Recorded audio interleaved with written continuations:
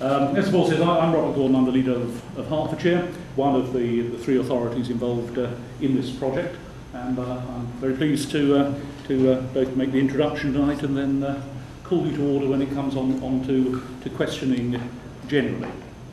Now, I assume that from having come here you know something about this project, but if I just sort of sketch in a bit of background, and then according to how much you know, you can pursue that after the main speakers and after questioning. Now, in Hertfordshire, certainly a number of us still refer to this programme as the Happiness Programme, and without any apology or embarrassment, because although it's got more sophisticated names, happiness, well-being perhaps is what it's all about. And I think we all recognise that it is now accepted that this is the legitimate business of government, both nationally and locally, whether it arises formally from the 2000 Act or not, but that well-being of an area, well-being of the individuals is something which is legitimately our business.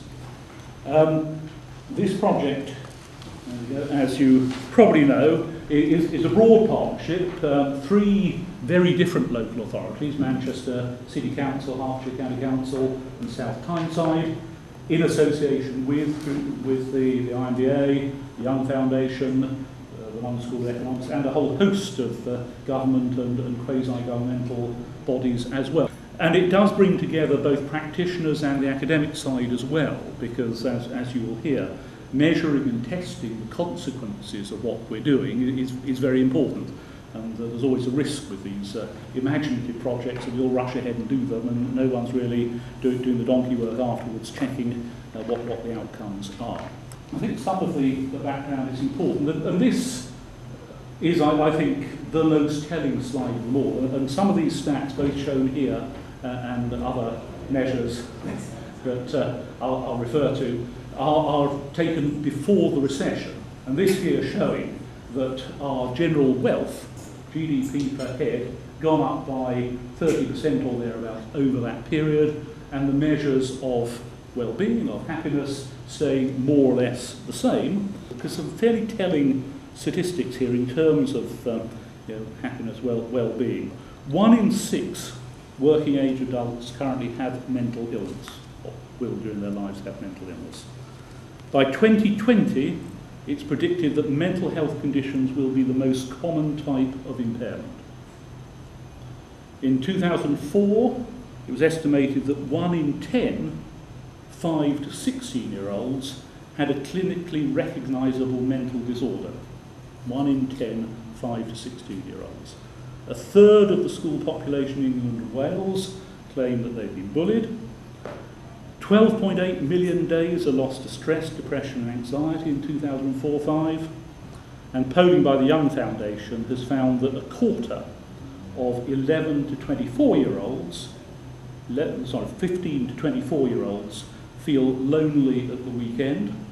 That's the time when we expect that people are out enjoying themselves, and nearly 1 in 5 over 55s admitted going a full day without speaking to anyone.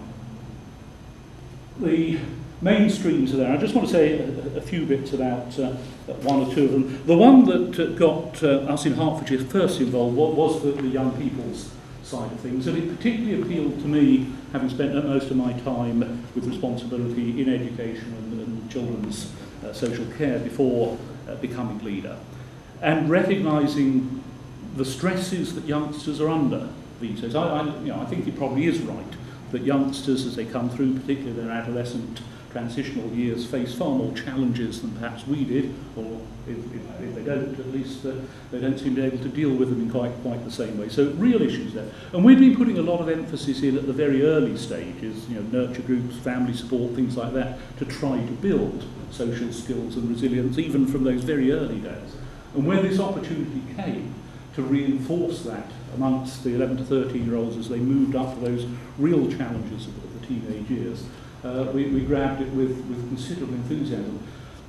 As you'll hear more about it, but it's been an issue of developing the work done by Martin Seligman, his resilience programme, rolling that out through PHSE lessons with specially trained teachers, and that training is now developing with a further batch coming through in the summer, and we're in negotiation with Penn University in the States to take over the training function so far as the UK is concerned, and hopefully spread that out with other authorities. And the early evaluation suggests that that is all going well. Allied to that then is the apprenticeships one, which, yes, it's obviously got an important employment strand, but again it's getting youngsters ready for the challenges of work, but also recognising that this is all youngsters, this is 16 to 19. So it's not specifically targeted at the traditional apprenticeship type activities, but generally, again, skilling youngsters for that move on into work, rather than focusing on those that in the lower skilled manual trades where apprenticeships might be seen to be the natural course. And that programme is being launched formally at the House of Lords next week, and we'll be taking a key part in that. Hertfordshire hasn't yet been directly involved in the strand for older people, but it's still very close to some of the things that we're interested in, and I'm sure that we will.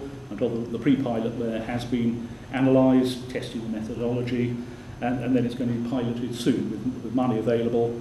And that, particularly, we're going to see here from South Tyneside, and work being done in Manchester as well.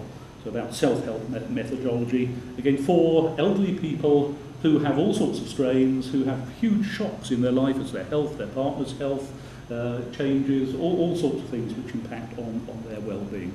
Bits about parenting, which again tie in with this, bits more generally about neighbourhoods and well-being, environmental sustainability, and then completing the circle round so far as proper measurement of the outcomes and sharing that learning.